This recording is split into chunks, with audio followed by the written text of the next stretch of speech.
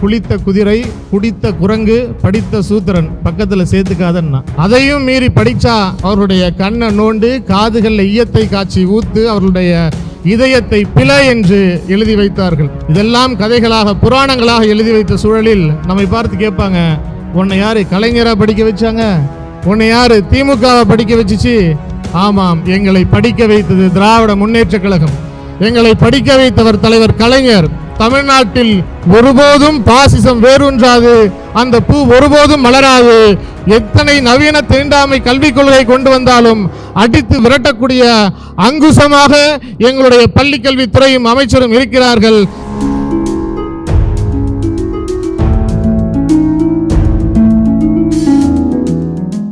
தமிழ்நாட்டை பொறுத்தவரை, திராவிட இயக்கத்தை பொறுத்தவரை, தமிழ்நாட்டு அரசியலினுடைய திசை வழி போக்கை நிர்மாணித்து கொண்டிருப்பது எப்பொழுதுமே கல்வித்துறை தான். இந்த கல்வித்துறையில் ஏற்பட்டிருக்கக்கூடிய மாற்றங்கள் தான் மிகப்பெரிய அளவிற்கு ஆட்சி மாற்றங்களையும் உண்டாக்கியிருக்கிறது.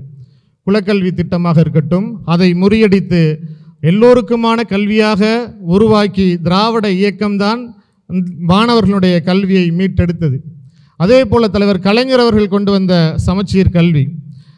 தான் நீட் தேர்வுக்கு போனீங்கன்னா உங்களுடைய அமைச்சர் பொறுப்பு இருக்காது, நீங்கள் கவனமாக இருக்கணும் அப்படின்னு சொன்ன பொழுது, அமைச்சர் பொறுப்பை விட இந்த மாணவர்களுடைய உரிமை, அவர்களுடைய நலன்தான் முக்கியம் என்று முழங்கிய எங்களுடைய இளம் தலைவர் அண்ணன் உதயநிதி ஸ்டாலின் அவர்கள் எல்லாவற்றையும் எல்லோரையும் வழிநடத்தி கொண்டிருக்கக்கூடிய தமிழ்நாட்டு மாணவர்கள் மட்டுமல்ல, இந்தியா முழுவதும் இருக்கக்கூடிய மாணவர்களுக்கு உயர்கல்வியில் 50% இடஒதுக்கீட்டை ஓபிசி சமூகத்திற்கு பெற்றுக் கொடுத்து சமூக நீதியை நிலைநிறுத்திய நம்மையெல்லாம் வழிநடத்தி கொண்டிருக்கக்கூடிய முத்துவேல் கருணாநிதி ஸ்டாலின் என்கின்ற அந்த மகத்தான தலைவர்.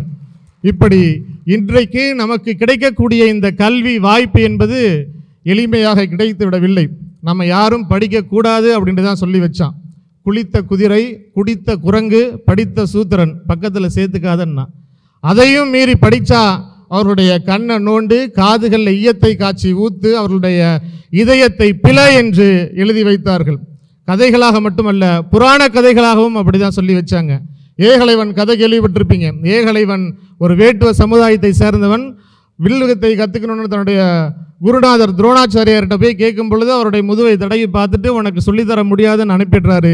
தன்னுடைய சுய முயற்சிகளால் கற்றுக்கிட்டு அவன் வில் வித்தைகளோடு போய் துரோணாச்சாரியார் முன்னாடி நிற்கும் பொழுது அதை கண்டு கோபமுற்ற அவர், எனக்கு நீ கட்டை விரலை காணிக்கையாக கொடுக்கணும்னார். ஏன்னா அதன் பிறகு அந்த வில் வித்தை பயன்படுத்தவே முடியாது. இதெல்லாம் கதைகளாக, புராணங்களாக எழுதி வைத்த சூழலில் நம்மை பார்த்து கேட்பாங்க, உன்னை யாரு கலைஞரா படிக்க வச்சாங்க? உன்னை யாரு திமுகவை படிக்க வச்சுச்சு? ஆமாம், எங்களை படிக்க வைத்தது திராவிட முன்னேற்ற கழகம். எங்களை படிக்க வைத்தவர் தலைவர் கலைஞர். அவர்தான் 2000 ஆண்டுகளாக எழுதி வைத்த அந்த கதைகளை பார்த்து, கட்டை விரலோ தலையோ இந்நாளில் எவனாவது காணிக்கையாக கேட்டால் அவன் பட்டை உரியும், அவன் கட்டை சுடுகாட்டில் வேகும் என்று எழுதி வைத்த ஒரே தலைவர் நம்முடைய தலைவர் கலைஞர் அவர்கள். இன்றைக்கு எத்தனையோ அடக்குமுறைகள், எத்தனையோ ஒடுக்குமுறைகள், ரொம்ப அறிவுரை சொல்றது போல, ரொம்ப தமிழ்நாட்டின் மீது அக்கறை இருப்பது போல இந்த புதிய கல்விக் கொள்கை என்னக்கூடிய நவீன குலக்கல்வி திட்டத்தை தமிழ்நாட்டில் எப்படியாவது திணித்திட வேண்டும் என்று சொல்லி தமிழ்நாட்டிற்கு வர வேண்டிய நிதியை கூட தடுத்து நிறுத்தக்கூடிய வேலையை செய்து கொண்டிருக்கக்கூடிய வேளையில் கடந்த 10 ஆண்டு காலமாக சீரழிந்து கிடந்த தமிழ்நாட்டு கல்வித்துறையை சீர்தூக்கிவிட தமிழ்நாட்டினுடைய முதலமைச்சர் அவர்களால் அடையாளம் காணப்பட்டவர்தான் இன்றைக்கு இந்த மேடையில் இருக்கக்கூடிய நாயகராக தமிழ்நாட்டினுடைய பள்ளிக்கல்வித்துறையினுடைய அமைச்சராக அண்ணன் அன்பில் மகேஷ் அவர்கள் இருக்கிறார்கள்.